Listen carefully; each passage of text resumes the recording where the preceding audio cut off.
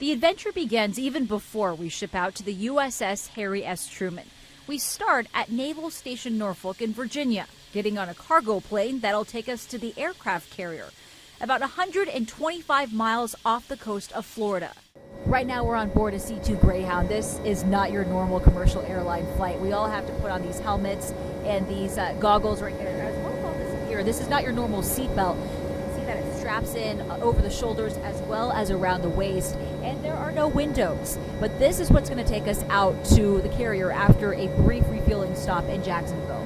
After about 4 hours of travel, as our plane lands, we're told to brace for impact. Arms crossed, we land with a thud. As we exit, the first thing we notice are the colors: purple, green, blue, and red. Each signifies a different job on deck as fighter jets land and take off. But there are no minor roles on board.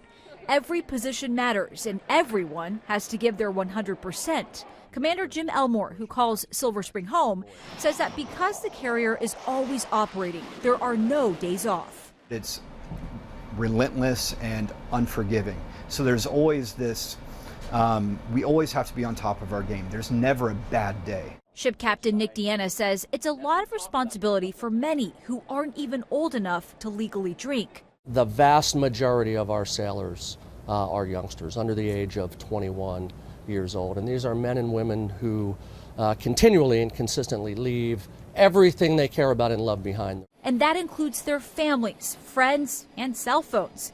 On board at sea, there's no Wi-Fi, no cell reception. D.C. native Erica Colbreth says when she first arrived on the Truman, she didn't know if she could make it. When I first went out to sea, I was going crazy. I was crying. I was like, I can't do this. And then as time goes by and you start getting used to your job and you become family with the people here. Sailors like Colbreth catch up with loved ones back home, mostly by payphone and email, with internet time allotted on shared computers, according to rank. For the more than 5,000 sailors who are on board the Truman, there's also a post office to write letters back home, complete with its own zip code. A true community of its own, coming up. It gets really hard sometimes. It gets really stressful sometimes, too, as well. As the Truman sails north, a window into what sailors do for fun to help with that stress.